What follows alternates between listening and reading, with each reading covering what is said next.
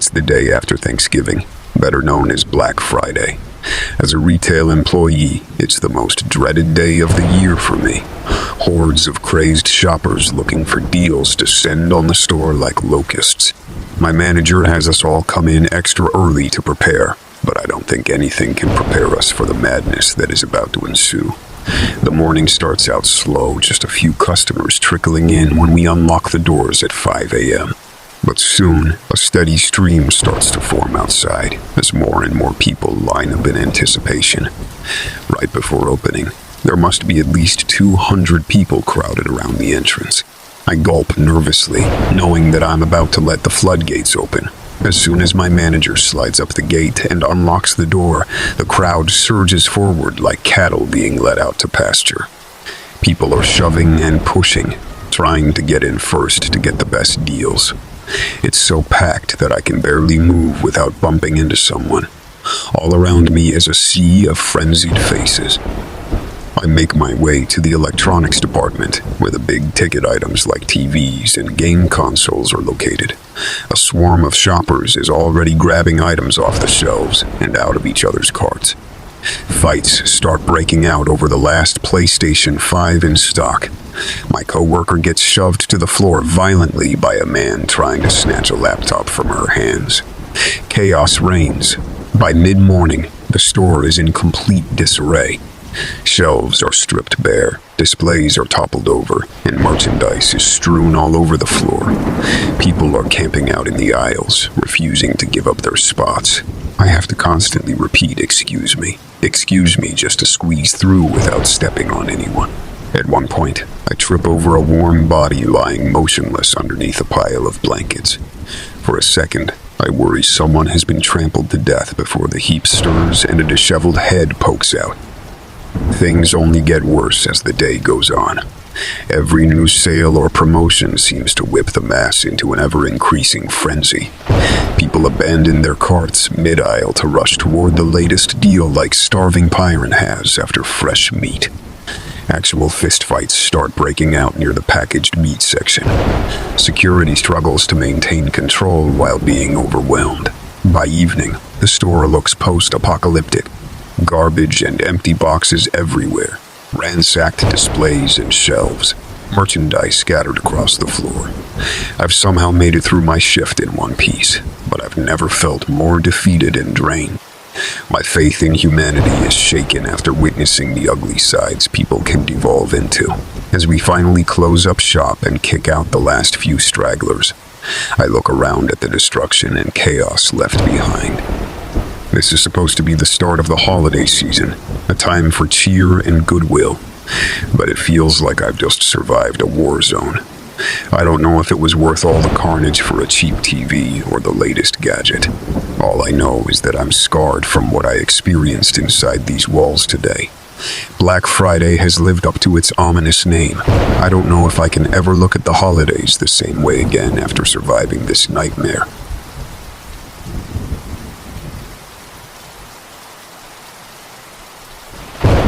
It was the day after Thanksgiving, known to shoppers everywhere as Black Friday. I never liked crowds or waiting in long lines, but my sister begged me to go with her this year to try and get some good deals on Christmas presents. Against my better judgment, I agreed.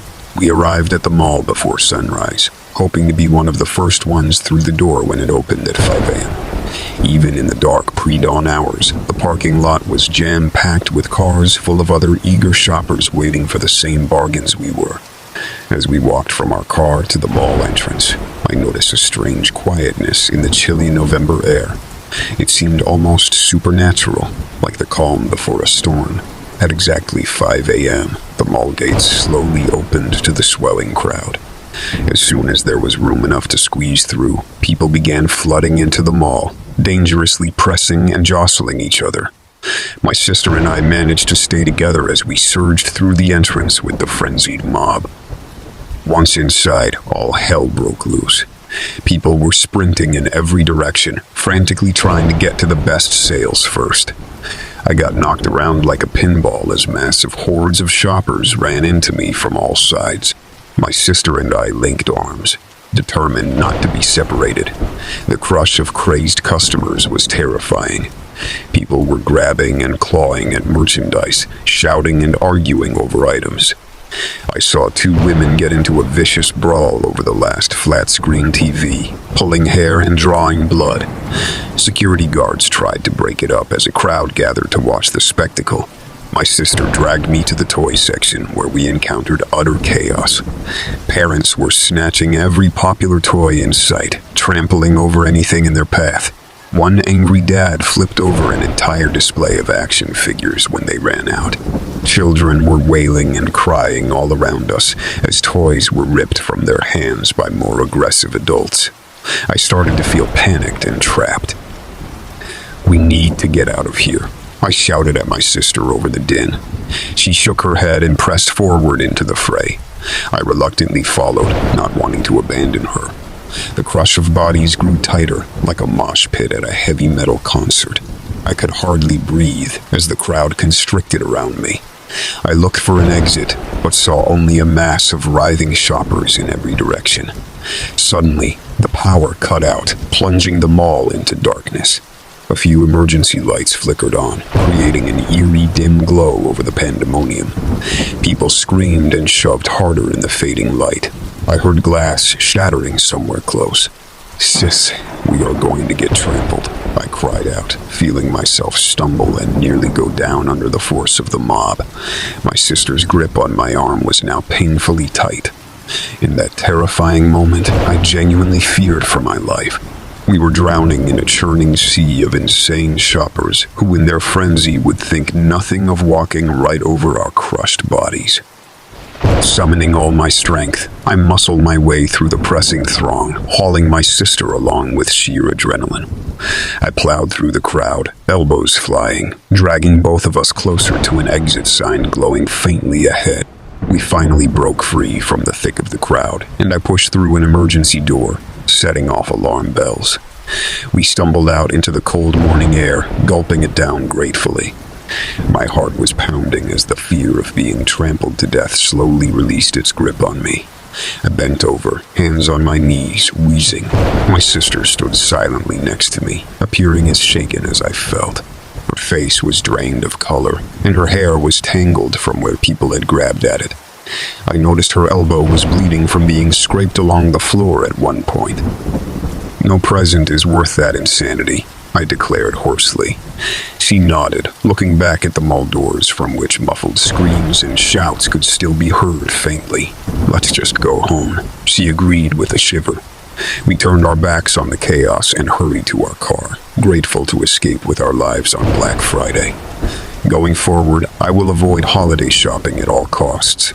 A few saved dollars is simply not worth risking such a nightmare ever again.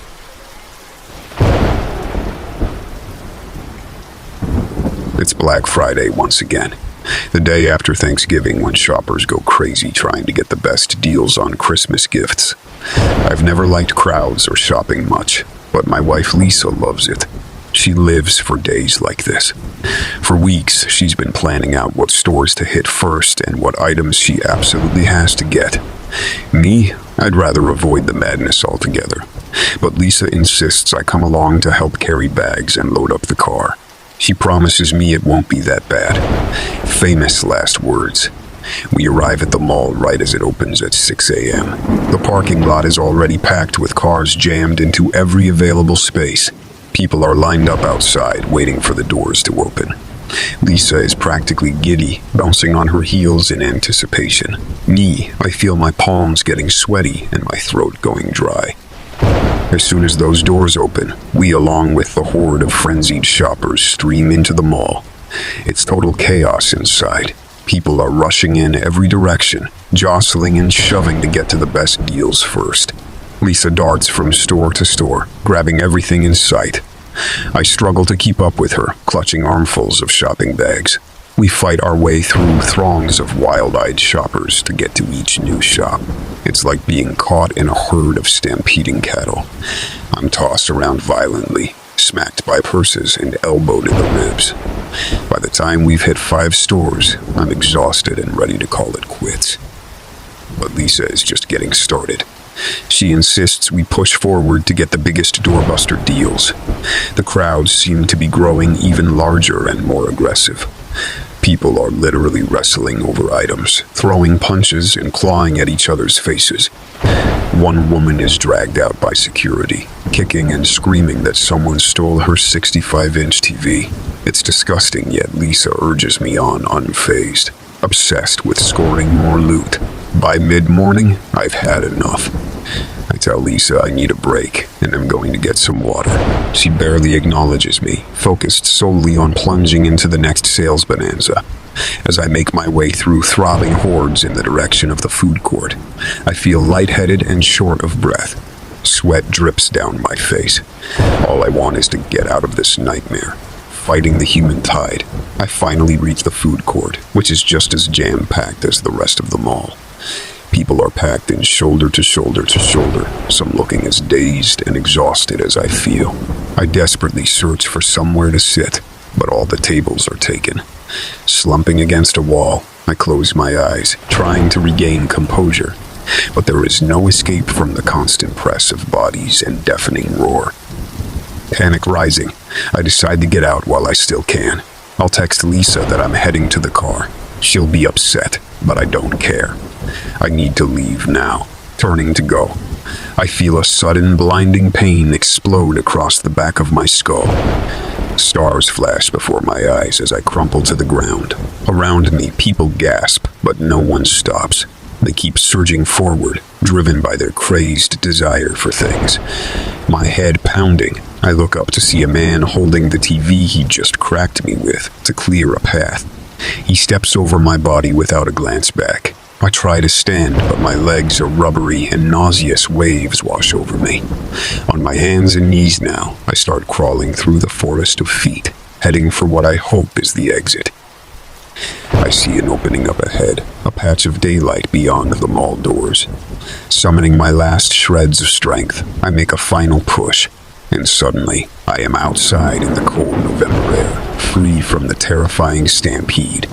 Gulping breaths, the sensation slowly returns to my battered limbs. In relief and utter exhaustion, I collapse onto the sidewalk, never wanting to experience Black Friday again. Lisa will be upset about cutting our shopping short, but some things just aren't worth it. This was one harrowing day I was lucky to survive.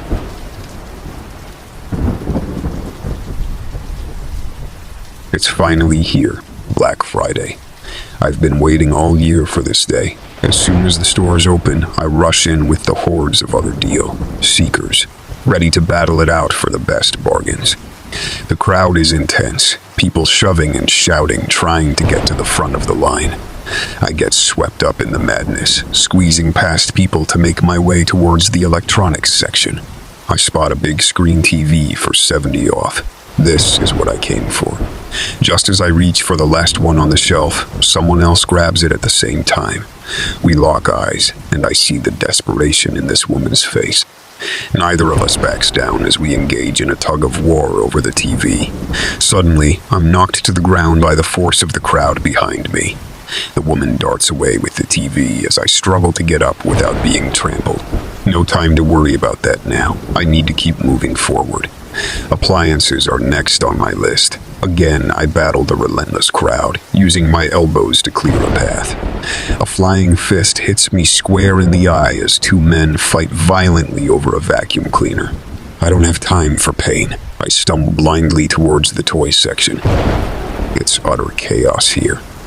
People are shoving stuffed animals into their bags, while others are dumped out of their carts in vicious turf wars over the last video game console. I spot a doll my daughter has been begging for all year. As I reach for it, I feel a hand close around my throat. An enraged woman stares at me, tightening her grip. We're both unwilling to surrender the doll as screams erupt around us. Using all my strength, I kick the woman in the shin. Her grip loosens enough for me to break free and hobble away with my prize. By now, the store is in pandemonium. People are smashing display cases to grab jewelry while electronics crash to the floor in the melee. Screams of rage echo everywhere as shoppers turn on each other in the ultimate showdown for bargains. Underneath their feet, I I spot a small boy crying, separated from his parents. Before I can help, he's swallowed by the unrelenting mob. Sirens wail outside, but nothing can stop the frenzy now. A dozen SWAT team members attempt to breach the entrance, but are forced back by the sheer mass of crazed shoppers. The stampede charges forward, willing to trample anything in pursuit of deals. At some point, the doors became locked or blocked. We're trapped together in this capitalist cage like animals. In the distant electronics section, flames erupt, sending acrid smoke throughout the store. People are smashing and grabbing in the dark, seemingly oblivious to the spreading fire. A ceiling beam crashes down, barely missing me. At this point, all I can think about is finding an exit. I crawl under the choking smoke, avoiding flaming debris and stampeding feet. Finally, I spot the faint glow of an exit sign. Just as I stagger towards freedom, a vice-like grip closes around my wrist. An enormous man stands over me, face bloodied and clothes torn. In his other hand, he holds a cart overflowing with valuables. "Help me get this out, and I'll get you out of here too," he growls. I know I cannot overpower him, and now is not the time for morals. We push forward together through screaming, smoke, and flames, until finally the cool night air hits my skin. My lungs greedily gulp down oxygen as I collapse onto the pavement. Around me, other shell-shocked survivors stumble from the wreckage, clutching their battle scars. In the distance, sirens continue to blare while smoke billows up into the dark sky. Just another Black Friday. I think to myself bitterly. With most of the store now fully involved, fire crews start spraying water onto the raging inferno. But nothing can extinguish the memories that will haunt me forever.